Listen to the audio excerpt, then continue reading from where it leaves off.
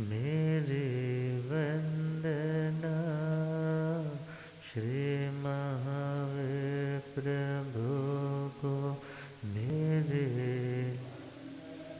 वंदना वंदना वंदना वंदना वंदना वंदना वंदना।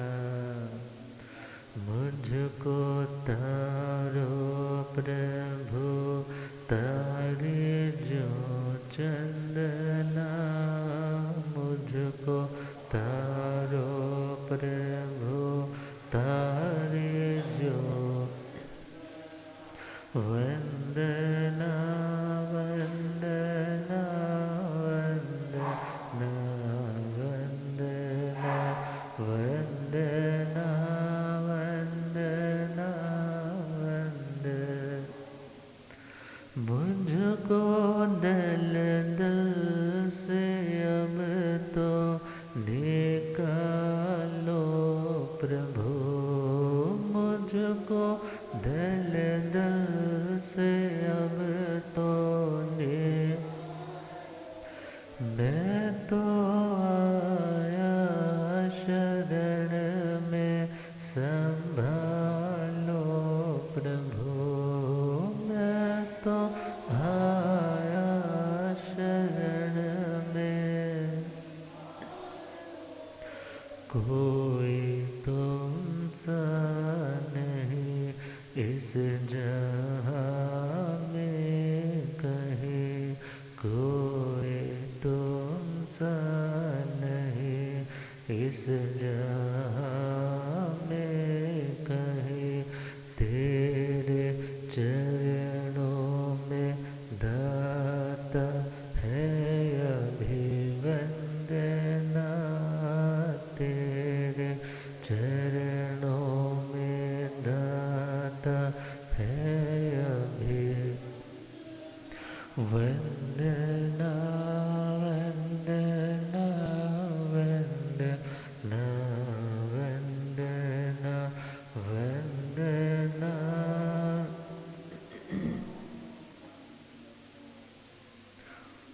अनंत अनंत शांति के निकेतन शासनपति श्रवण भगवान महावीर स्वामी के पावन चरणा अरविंदों में हार्दिक भावना वंदन नमन। मेरे अंधेरे जीवन को रोशनी प्रदान करने वाले परम उपकारी आगम ज्ञान के भंडार आगम ज्ञाता आगम पुरुष, जिन शास्त्ररत्न हिमाचल केसरी उपाध्याय भगवंत श्रद्धेय गुरुदेव श्री जितेंद्र मुनिजी महाराज साहब के पावन चरण कमलों में हार्दिक भावना वंदन नमन। पाठ पर विराजमान तपस्विरत श्री प्रभु मुनिजी महाराज साहब के चरणों में वंदन। धर्म सभा में उपस्थित धर्मानुरागियों, सुशीलवती माताओं एवं बहनों, असीम पुण्योदय से भाग्योदय से आप सबको संतों का समागम और गीत रागवाणी श्रवण करने का शुभ अवसर प्राप्त हो रहा है। श्रवण कर रहे हैं श्रीमद् उत्तराधिकारी सूत्र के प्रकाश में कर्म की फिलॉसफी को समझने का प्रयास। कर्म बांधे है तो उस बंधन को खोलना भी होगा, और बंधन दुख का कारण है, और बंधन मुक्ति आनंद का सुकून का कारण है। तो परमात्मा ने एक उदाहरण को उठाया, चोर की एग्जाम्पल को समझाते हुए आत्माओं को कर्म के फल के प्रति जागरूक होने की प्रेरणा दी। तेरे जहाँ संधि मोहे गए, तेरे जहाँ संधि सकमोणा के जय पावकारे, सकमोणा के जय पावकारे। एवं पया पेच चलोए कढ़ाण कमाण ने मोघयते। तेणे जहाँ संधि मोहे गहिरे, सकम्मोणा किच्चई पावकारी। जैसे पाप करने वाला एक चोर अपने उस पाप कर्म के कारण संधि मुख में पकड़ा हुआ काटा जा रहा है, छेदा जाता है, ऐसे ही एक आत्मा अपने अशुभ प्रवृत्तियों के कारण, पाप कर्मों के कारण, 18 पापों के सेवन के कारण ही दुख का भागी बनता है।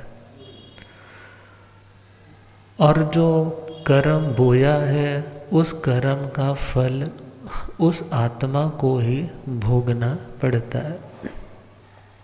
तो कर्म के संबंध में कल 10 बातों पे चर्चा आई थी कि हमें सारे कर्म एज इट्स भोगने होते हैं, जैसे किए हैं वैसे ही भोगने हैं, ऐसा नहीं है। बल्कि यदि जागरूकता आ जाए, यदि समझ आ जाए, तो व्यक्ति अपने पाप कर्मों को हल्का भी बना सकता है, कमज़ोर भी कर सकता है, और यदि निकाचन स्थिति तक नहीं पहुँचे तो उन्हें क्षय भी कर सकता है। तो 2 तरह की कर्म की वेदना होती है, 2 तरह की। एक आती है आभ्युपगमिकी वेदना, दूसरी आती है औपक्रमिकी वेदना। पहली आभ्युपगमिकी और दूसरी औपक्रमिकी। जब व्यक्ति अपनी साधना के द्वारा उस कर्म की स्थिति अभी उदय अवस्था में आई नहीं है, मगर उसे समय से पहले उदीर्णाकरण के माध्यम से विशेष तप, नियम, व्रत, कायोत्सर इत्यादि उपायों के माध्यम से पहले ही उदय में ला करके उन्हें भोगता है, उनका वेदन संवेदन करता है, उन्हें काटता है, उस वेदना का नाम है आभ्युपगमिकी वेदना। और दूसरी है औपक्रमिकी वेदना।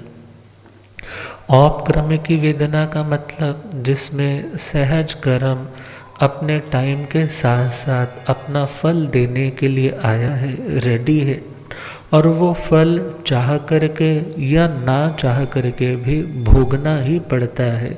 उस फल का आस्वादन, रसास्वादन करना ही पड़ता है। और उस समय जो वेदना है, जो संवेदना है, जो अनुभूति है, उसका नाम औपक्रमिकी वेदना। कौन सी वेदना? औपक्रमिकी वेदना।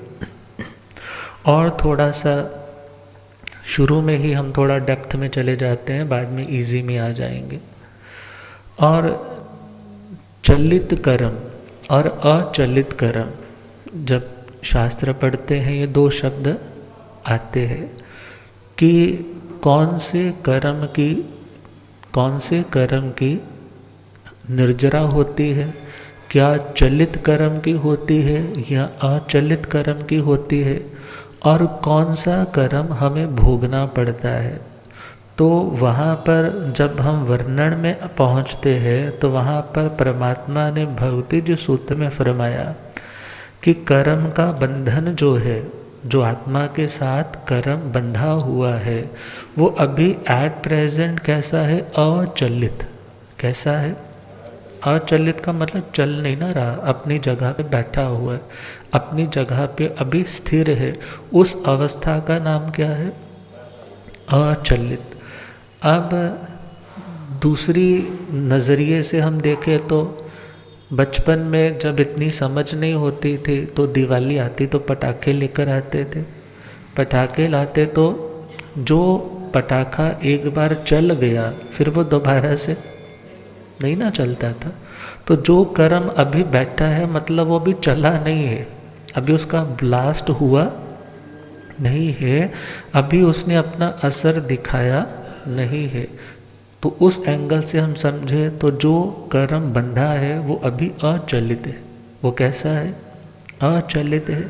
और उसी के साथ जो कर्म की वेदना उदीर्ण होती है, मीन्स कर्म को हम उदय में लेकर के आते हैं, तो वो उदय में कौन सा कर्म लेकर के आया जाएगा?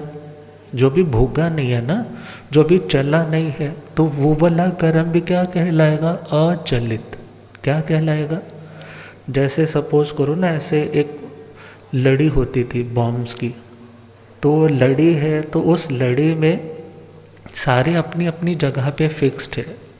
तो अपनी अपनी जगह पे फिक्स्ड है, तो हमने क्या किया? अपने बल पराक्रम से पहले बाद वाले को आगे ला करके क्या कर दिया? ब्लास्ट कर दिया। मगर जो पहले नहीं था, था बाद में, और अभी चला नहीं है, अभी स्थिर बैठा है, उसे हम क्या बोलेंगे? अचलित। उदीर्णा किसकी होगी? जो अभी चला नहीं है ना, अभी क्या है? अचलित है। और दूसरा ये भी कर सकते हैं कि जैसे आप लोग घरों में सब्जी जब संवारते हैं, जब सब्जी काटने लगते हैं, भले सावध्यकारी शब्द है, मगर जब सपोज एक बार मारा, फिर आगे आगे आगे काटते जा रहे हैं, तो जब उसका नंबर आया तो इट मीन्स वो अभी चलित नहीं था, अपनी जगह पे था, और जो कट गया उसे क्या बोल दिया? चलित। और जो निर्जरा होती है, निर्जरा कौन से कर्म की होगी? निर्जरा का मतलब जब कर्म पूरी तरह से बूढ़ा हो जाता है। कर्म क्या हो जाता है पूरी तरह से? जरा का मतलब बूढ़ापा, और निर्जरा का मतलब निरा बूढ़ा, पूरी तरह से बूढ़ा, निशेषण, जिसमें पूरी तरह से जरा बूढ़ापा आ गया, खंडहर की मीनार अब गिरी, अब गिरी। और जैसे पुराने टाइम में क्या देखते थे, आजकल तो कई तरह के पेंट्स आ गए। पुराने टाइम में क्या होता? कली होती थी। क्या होती थी? कली होती थी, और कली को दीवार के साथ चिपकाने के लिए उसमें सुरेश डालते थे। सुरेश ही होता था ना। अब वो एडहेसिव का, ग्लू का काम करता, मगर जब वो कली की और दीवार की जो बॉन्डेज है बनी रहे तब तक तो चलो ठीक, मगर जब उसका अंदर से ग्लू कम हो गया या वो दीवार सिल्ली ज़्यादा है तो क्या होने लग जाती? कली निकलने लग जाती। और जब निकलने लग पड़ी मतलब निर्जरा होगी। आत्मा रूपी दीवार के साथ समझना है ना, आत्मा रूपी दीवार के साथ जो कर्म बांधा है, बंधा है, बंधा है, तो अभी तक अचलित है। अभी तक क्या है? अचलित है। अभी तक वहाँ से चलायमान नहीं हुआ। क्या नहीं हुआ? चलायमान नहीं हुआ। मगर जब हमने कोई साधना की या सहज ही उस कर्म का उदय भाव आया और वो कर्म क्या हो गया? चलित। क्या हो गया? चलित। चलित कर्म की निर्जरा, अर्थात जो अब झड़ गया है तो उसको क्या बोलते हैं? निर्जरा हो गए। क्या हो गए? निर्जरा होगी। वो कर्म अब इतना बूढ़ा हो गया कि अब वो कुछ नहीं करने लायक रहा। उसका रस, उसकी क्वालिटी, उसका एडहेसिव, उसकी ग्लू सब समाप्त हो गई। हमने अपनी साधना से या तो उसको कमज़ोर बनाया या वो सहज अपने टाइम के साथ साथ इतना कमज़ोर पड़ गया कि फिर वो आत्म प्रदेशों से झड़ने लग पड़। और इतना भी याद रखना है, कर्म जब बंधता है तो सर्व आत्म प्रदेशों पे एक साथ बंधता है। कर्म जब बनता है, ये नहीं है कि उंगली वाली साइड पे कर्म बंध गया या कान वाली साइड का कर्म बंध गया।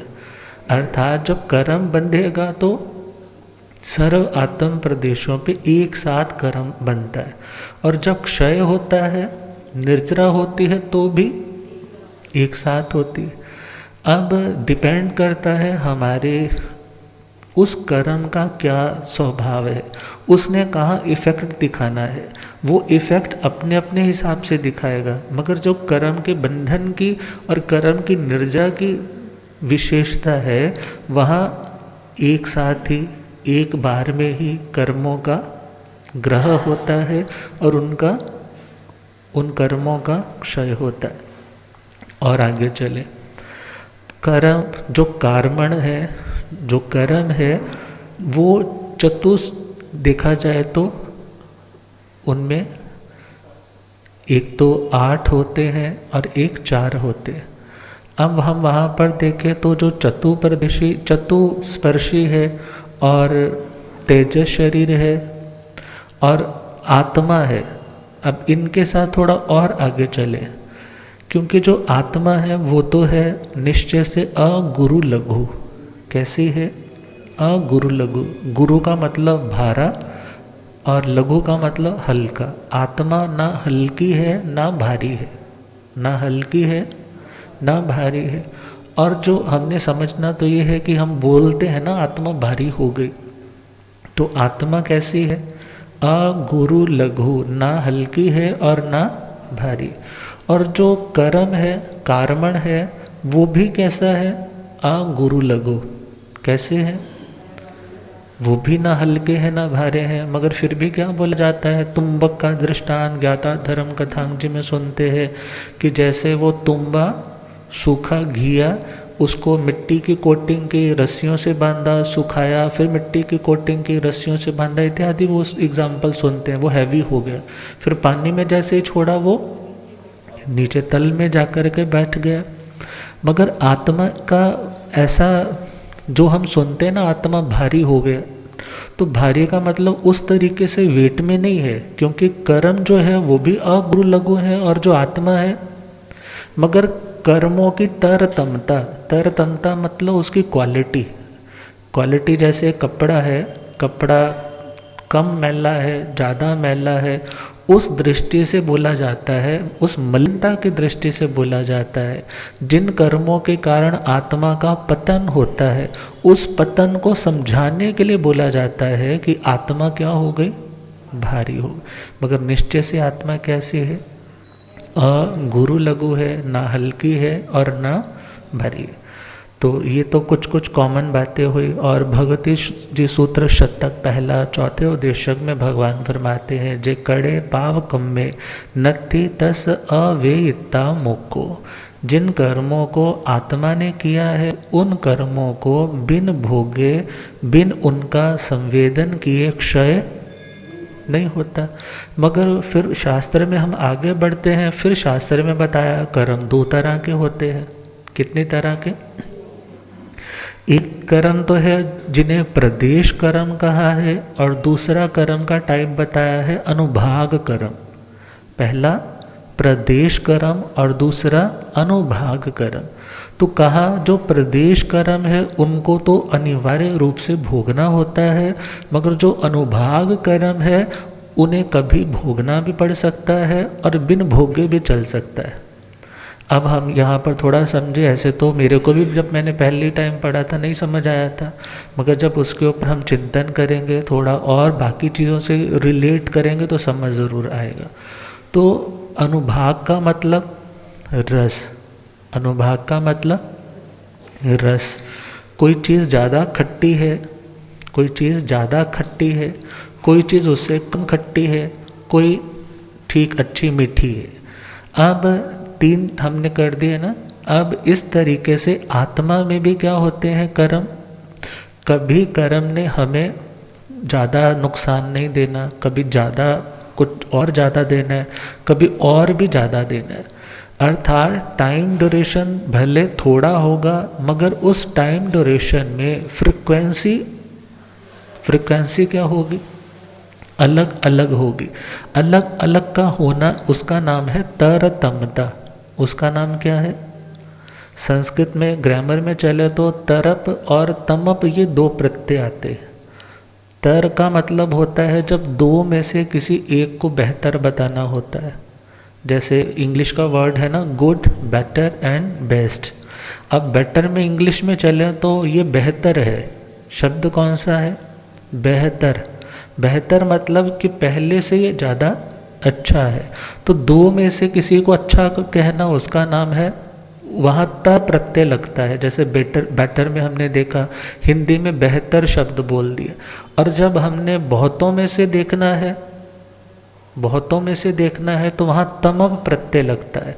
अर्थात जैसे बोल देते हैं ये व्यक्ति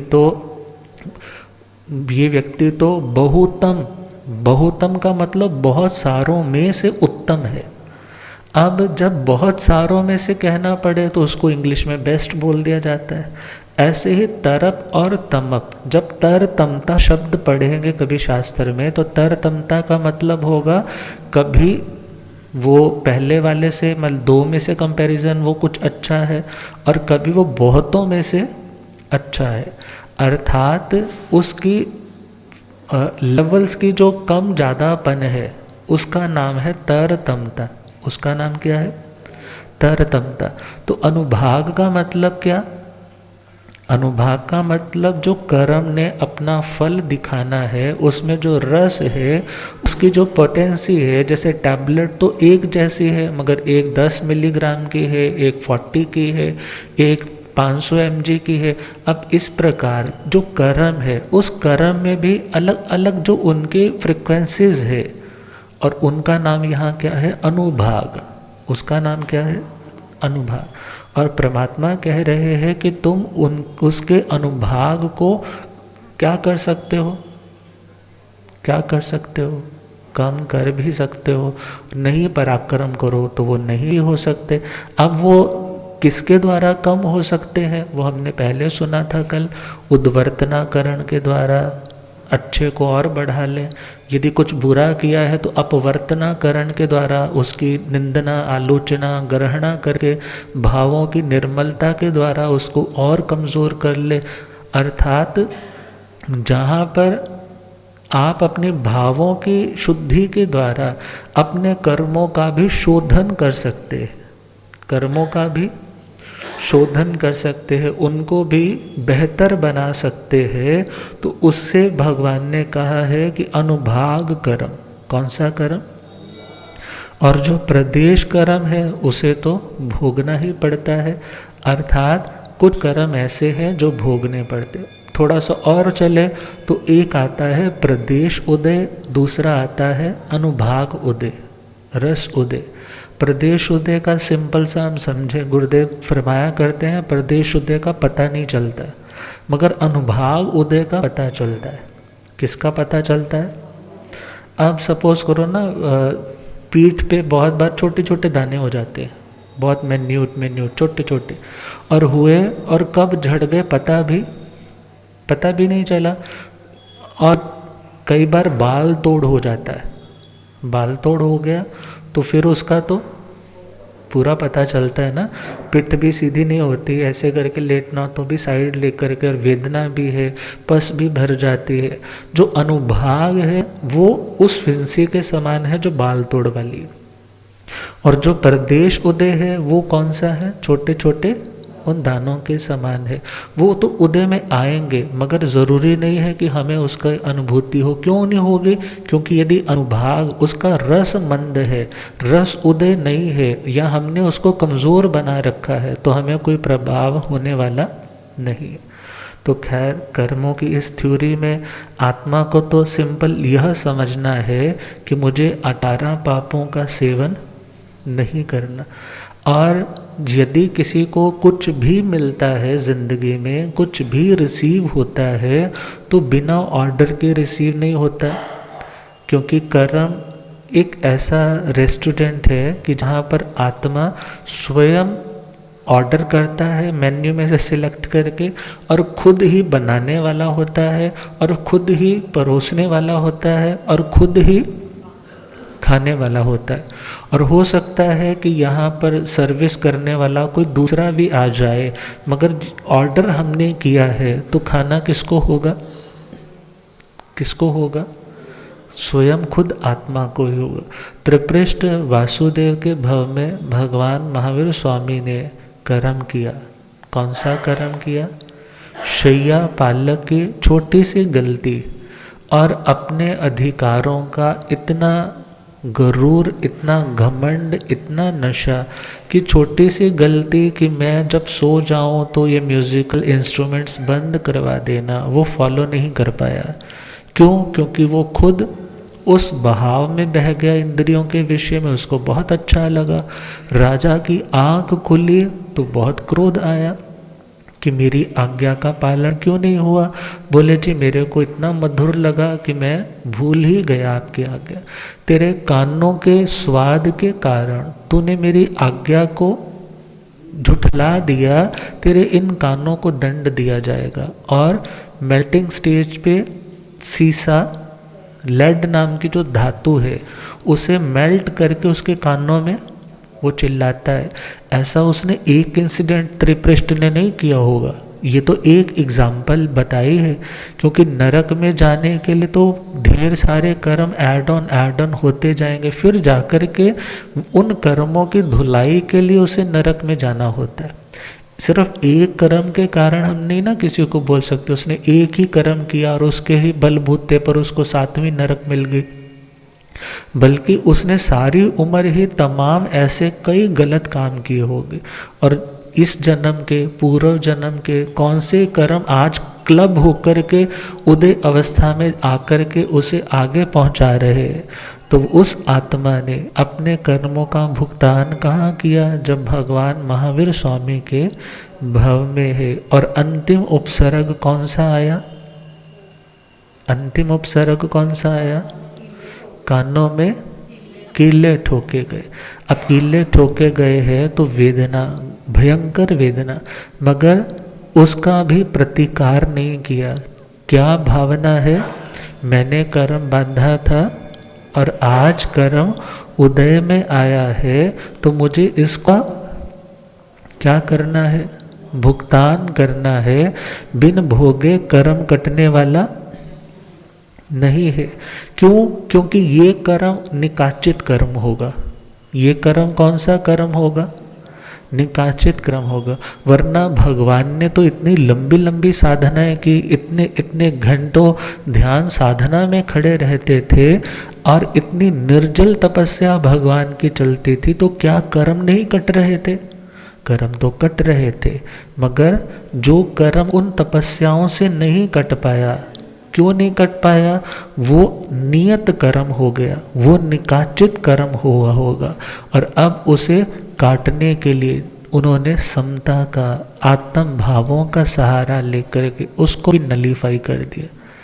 और भगवान कहते हैं कि कर्मों को बिना भोगे आत्मा का छुटकारा नहीं हो सकता।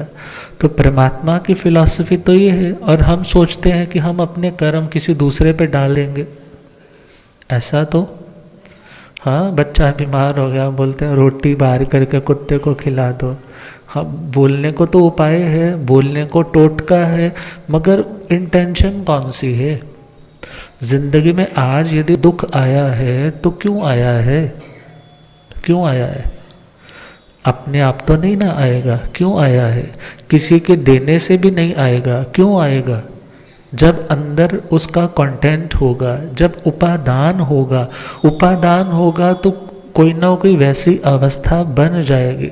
मगर यदि हम निमित्त के ऊपर ही चिल्लाते रहेंगे, निमित्त के ऊपर ही क्रोध करते रहेंगे, तो याद रखना पुराना कर्म तो काटना था, मगर हमने उसको पोस्टपोन कर लिया और फिर वो और मल्टीपल होकर के आएगा और बिन भोगे आत्मा का उद्धार होने वाला नहीं होगा। बल्कि जब दुख आए तो चंदन बालाजी की तरह किसी को कोई दोष नहीं। मूला सेठानी ने उन्हें बंधन में डाल दिया, भौरे में बंद कर दिया, बाल कटवा दिए, हथकड़ियाँ पहना दी, पैरों में जंजीरें बंधवा दी और खुद अपने पियर चली गई। और ऐसी सिचुएशन में भी जब सेठ को पता चला, लौटा, दासी, वृद्ध दासी ने बता दिया सारा कुछ कि ऐसे ऐसे चंदन बाला के साथ मूला सेठानी ने किया, तो उसे कुछ उड़द के बांकुले दिए हैं, खुद लोहार को लेने के लिए गए हैं और वो दहलीज पर बैठी है, एक पांव दहलीज के अंदर है, एक पांव दहलीज के बाहर है, मगर ऐसी सिचुएशन में भी जब इतनी दुख परिस्थिति में इतना ज़्यादा प्रतिकूल व्यवहार था, ऐसी सिचुएशन में भी क्या सोचा, उनका कोई कसूर, मेरा ही कोई कर्म ऐसा उदय में आया होगा, और उदय में वही आएगा जो मैंने कभी बोया होगा। जीवा पर हो नाम तुम्हारा, जीवा पर हो नाम तुम्हारा, प्रभुवर सी शक्ति दो, संभावों से कष्ट सहो बस, मुझ में से शक्ति दो, संभावों से कष्ट सहो बस। जीवा पर हो नाम तुम्हारा, जीवा पर हो, प्रभुवर सी शक्ति दो, संभावों से कष्ट सहो बस, मुझ में से शक्ति दो, संभावों से कष्ट सहो बस, मुझ में। किन जन्मों में कर्म किए थे, आज उदय में आए,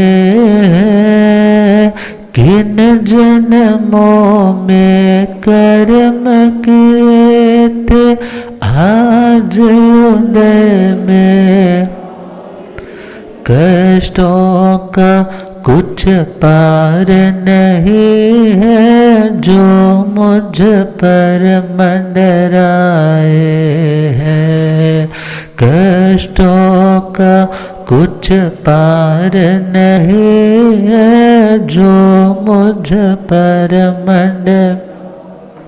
डिगे न मन मेरा समता से, डिगे न मन मेरा सम, चरणों में अनुरक्ति दो, संभावों से कष्ट सहो बस, मुझ में से शक्ति दो, संभावों से कष्ट सहो बस, मुझ में।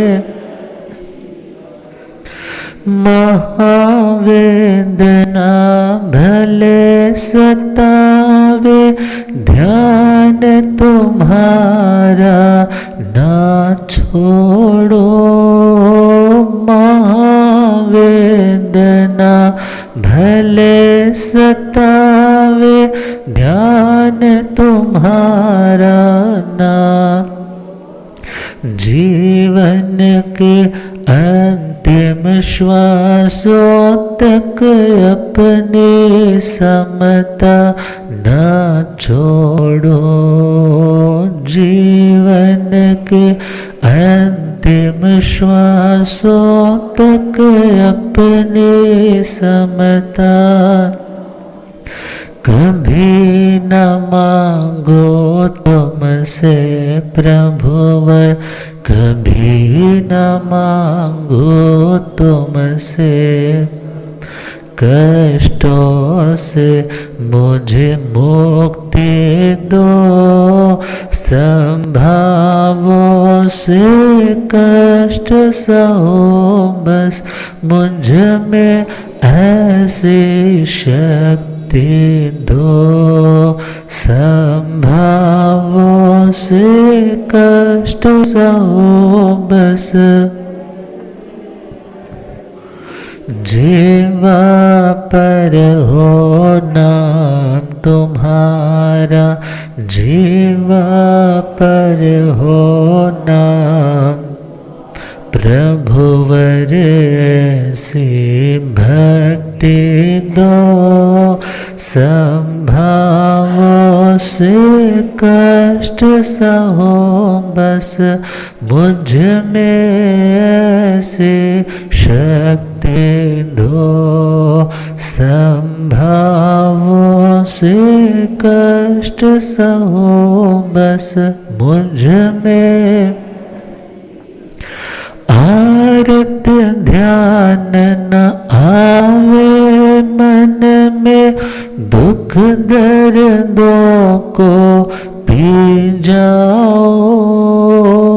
आरत ध्यान न आवे मन में, दुख दर्दों को ध्यान लगा लो प्रभु चरणों में, हंस हंस कर मैं जी पाऊं। ध्यान लगा दो प्रभु चरणों में, हंस हंस कर मैं जी। रोने से ना दर्द मिटे यह, रोने से ना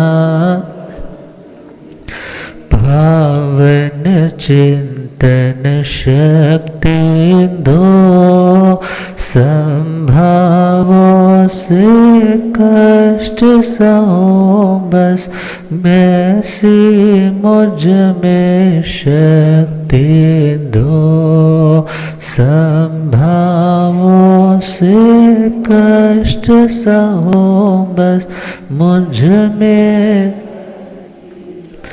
जीवा पर हो नाम तुम्हारा, जीवा पर हो प्रभुवर ऐसी भक्ति दो, संभावों से कष्ट सहो बस मुझ में ऐसी शक्ति दो, संभावों से कष्ट सहो बस मुझ में। जिंदगी में कुछ भी आएगा अपने आप नहीं आएगा। कब आएगा? कब आएगा? फ्रिज में जो रखा होगा, सुबह फ्रिज खोलोगे तो उसमें से वही निकलेगा ना। बॉक्स में, तिजोरी में जो रखा होगा, खोलोगे तो ऐसा तो है नहीं कि आपने रखा तो कुछ अच्छा हो और निकल कुछ बुरा आए। मगर कर्म की थ्योरी में अच्छा रख कर के भी बुरा निकल सकता है, अच्छा रख कर के भी बुरा निकल सकता है। किसके द्वारा? संक्रमण के भावों के द्वारा। किसके द्वारा? संक्रमण के भावों के द्वारा। और बुरा रख कर के भी अच्छा आ सकता है, मिराकल हो सकता है। किसके द्वारा? उत्तम भावों के द्वारा। और थोड़ा रख कर के भी ज़्यादा मिल सकता है। किसके द्वारा? बोलो। उद्वर्तनाकरण। और ज़्यादा रख कर के भी कम मिल सकता है। किसके द्वारा? अपवर्तनाकरण। और ऐसा भी हो सकता है जो हमने रखा है हमें बिल्कुल वैसा ही मिल जाए। और ये भी हो सकता है कि जो हमने रखा है वो मिले ही ना, वो मिले ही ना। वो किसके द्वारा? कर्मों की उदीर्ण करके उनका यदि क्षय कर दिया गया। जैनिज्म की जो कार्मिक थ्योरी है ना, बड़ी इंटरेस्टिंग है, बड़ी डेप्थ वाली है, बड़ी मिस्टीरियस सी लगती है। और यदि ये कुछ कुछ समझ में आ जाए ना तो कंप्लेंट्स ख़त्म होने लग जाती है। और जब कंप्लेंट्स ख़त्म होने लग जाती हैं, स्टेबिलिटी आने लग जाती है। और स्टेबिलिटी बनी रहे उसके लिए प्रयास जारी होने लग जाता है। तो परमात्मा ने कभी कंप्लेंट थोड़ा ही की किसी को। और परमात्मा के जो श्रावक थे वो भी कभी कंप्लेंट नहीं करते थे। अरहणक श्रावक जा रहे हैं जहाज से, समुद्री जहाज से यात्रा कर रहे हैं, और जब जा रहे हैं वापसी पर लौटना भी है, और देवता ने जब जाना कि इसका वीतराग धर्म के ऊपर बहुत गहरा विश्वास है, और उन लोगों के लिए भी एक गेम की तरह, एक चैलेंज की तरह होता था कि मैं इसको इसकी श्रद्धा से भ्रष्ट करूँगा, और आकर के क्या करना शुरू कर दिया, उस जहाज को पहले तो अट्टहास की बड़ा सा रूप बना लिया, वक्रीय शक्ति थी, कानों में नेवले घूम रहे हैं, सरफ गाले में पड़ा है, नींबू से बड़ी बड़ी आंखें हैं, दांत बाहर को निकले हुए, पेट मानो बहुत बड़ा, और उस डरावने से चेहरे को देखकर सामान्य लोग तो पहले ही घबरा गए, और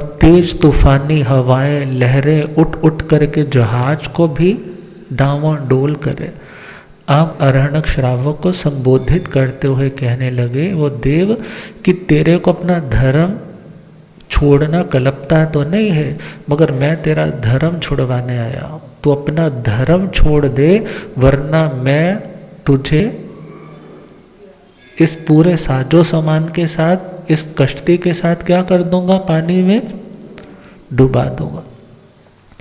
ऐसी सिचुएशन में सब लोग कह रहे हैं भाई हमने धर्म छोड़ा, हमने धर्म छोड़ा, हमने धर्म छोड़ा। वो कहने लगा तुम्हारे तो पल्ले ही क्या है, मैंने तो किसका छुड़ाना है, अरहणक का। अब जब अरहणक को कहा तो अरहणक ने कहा ये आत्मा तो अजन्मा है, आत्मा तो नष्ट होने वाला, लभंती व्योले भोए लभंती सुर संपया लभंती पुत्र मित्ताणी एगो धम्मो न लभय। ये दुनिया की चीज़ें बहुत बार मिली है और कभी हमारी हुई नहीं है, ये तो मिलकर के जाने वाली चीज़ें हैं, मगर आज मुझे धर्म मिला है ना, मैं इस धर्म को छोड़ूंगा? ये तो आत्म स्वभाव से जोड़ने की तरकीब मिली है, उस बिलीफ सिस्टम को मैं कैसे छोड़ दूं? तो उन्होंने तो उस टाइम क्या कर लिया, अपने उत्तरासंग जो ऊपर का पुराने टाइम के लोग तो रखते थे ना, यहाँ पे कंधे पे परना लेकर के चलते थे, अब उससे उन्होंने क्या कर लिया, जगह की प्रतिलिखना की और भगवान को वंदन नमन करते हुए, भले उस टाइम भगवती मल्ली जी का वक्त है, उन्हें आकर के उन्होंने वो कुंडल युगल भी प्रदान गिफ्ट करने हैं, तो उन्होंने भाव वंदन किया और संथारा, सागारी संथारा ले लिया। धर्म छोड़ना कबूल नहीं किया मगर देह छोड़ना, और जब उसकी इस दृढ़ता को देखा तो फाइनली उस देवता ने अपना सुंदर रूप बना करके उन्हें कुंडल युगल प्रदान किए। अर्थात जिंदगी में कष्ट आया है, गुरुदेव पधारे, हो रब मेरा सतगुरु बन के आया,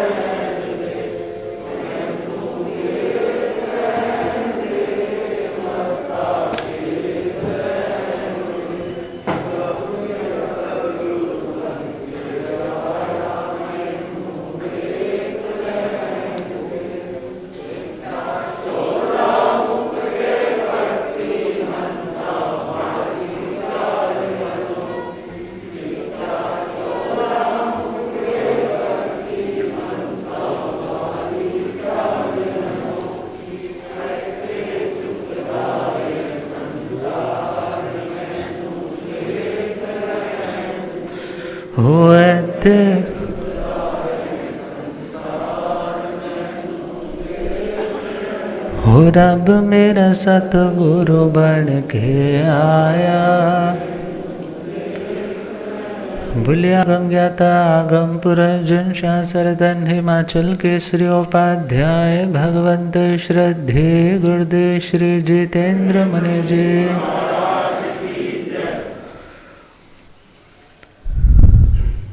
तो फाइनली उस देवता ने उन्हें 2 कुंडलों के जोड़े गिफ्ट किए।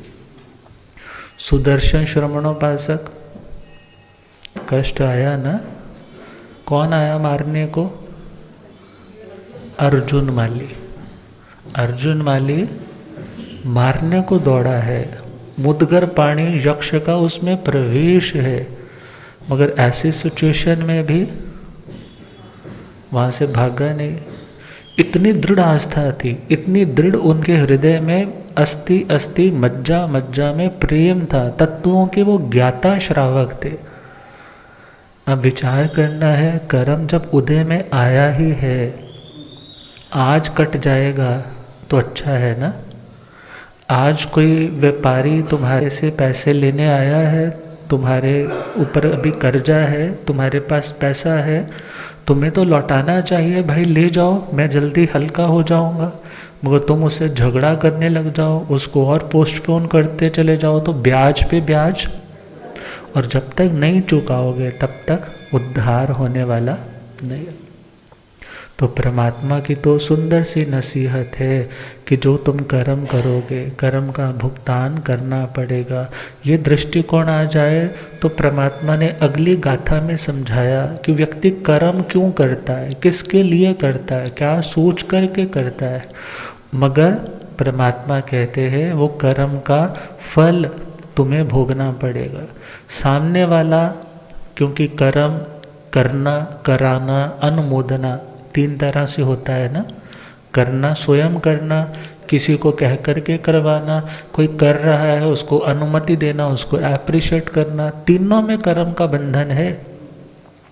और मन से अनुमोदन करना, वाणी से करना, काया से करना, मन से कर्म करना, वचन से करना, काया से करना, ये सारी बातें मन से कराना, वचन से कराना, काया से करवाना, तो सारी चीज़ें ये फिलॉसफी है तो थोड़ी नहीं समझो तो उलझन वाली है, और समझना शुरू कर दें तो हमारी उलझने सुलझन में बदल जाती। तो इसके ऊपर कल चर्चा करेंगे। वैसे तो 8 कर्मों के तो हमने नाम भी नहीं गिने, अभी तो कर्म भी ही सुनते रहे। तो 8 कर्म कौन से हैं तो उनके ऊपर भी कुछ कुछ प्रकाश डालेंगे। तब इन्हीं भावों के साथ गुरुदेव कृपा करे। ओम शांति।